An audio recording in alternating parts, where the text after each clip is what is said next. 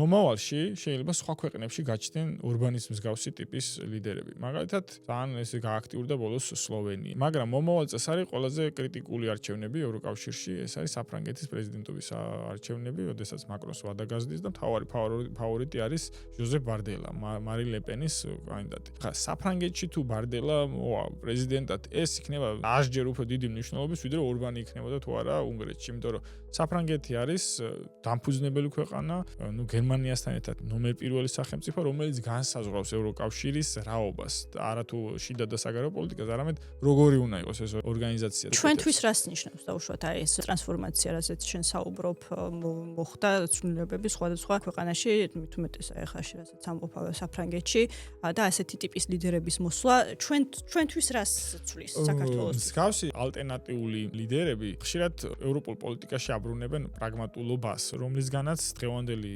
ბრიუსელის პოლიტიკა საკმაოდ მოწყვეტილია, ხო? მაგალითად, ეხლა ორგანიზაციას პრაქტიკულად მოუსწრეს ენერგოსტაბილურობა, იმის ნაცვლად, რომ ორგანიზაცია ორიენტირებული იყოს, რომ ენერგოსტაბილურობა შექმნას, პირიქით ორგანიზაციის შემდგომი ქმედებები იწვევს იმას, რომ ეს ენერგოსტაბილურობა კიდევ უფრო არასტაბილური გახდეს. მსგავსი ტიპის ლიდერები აი პრაგმატიზმს აბრუნებენ. ეს პრაგმატიზმი ნიშნავს გარკვეულწილად პირველი ეს არის უსაფრთხოების საკითხის მოგვარებას, ანუ რაღაცა სამშვიდობო პოლიტიკების დაბრუნებას ორგანიზაციაში, ანუ იგივე ეკონომიკური განვითარების დაბრუნებას, ენერგოსტაბილურობის შექმნას. მსგავსი პოლიტიკები გარკვეულწილად აი ამ წნეხს, რომელიც არსებობს მაგალითად ჩვენზე, ხო, ევროკავშირისგან, შეიძლება ეს წნეხი შეასუსტოს. დაჟინებული მოთხოვნები, რომ შენ ასე უნახნა, შენ ისე უნახნა, მსგავსმა ლიდერებმა შეიძლება არ მოითხოვონ სუვერენულობის პრაქტიკულად განულება წევრ სახელმწიფოებს.